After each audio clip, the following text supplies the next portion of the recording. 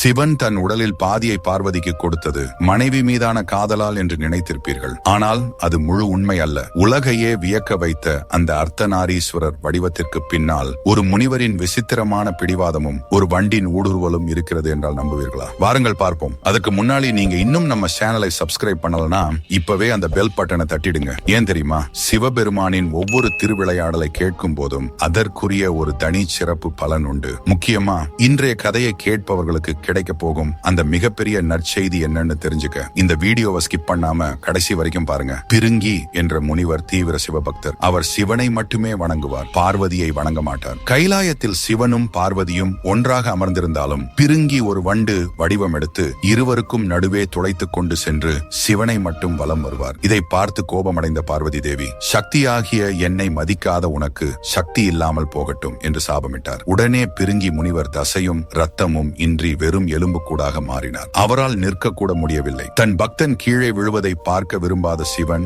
அவனுக்கு ஊன்றுகோலாக ஒரு மூன்றாவது காலை கொடுத்தார். அதே சமயம் சக்தியும் தானும் வேறு வேறு அல்ல என்பதை உலகுக்கு உணர்த்த தன் உடலில் பாதியை பார்வதிக்கு கொடுத்து அர்த்தநாரீஸ்வரராக மாறினார். இந்த கதை நமக்கு உணர்த்தும் பாடம் ஒன்றுதான். சக்தி இல்லை என்றால் சிவன் அல்ல. அடுத்த முறை நீங்கள் சிவன் கோவிலுக்கு சென்றால் அங்கே 3 கால்களுடன் நிற்கும் ஒரு எலும்புக்கூட்டு உருவத்தை தேடுங்கள். அவர்தான் பிருங்கி. பெண்ணை மதிக்காத ஆணுக்கு வாழ்வதற்கான சக்தியே இருக்காது என்பதற்கு அந்த எலும்புக்கூடு முனிவரே சாட்சி என்பதை நினைவூட்ட அவர் இன்றும் ஒற்றை காலில் அல்ல, சிவன் கொடுத்த 3வது காலில் நின்று கொண்டிருக்கிறார்.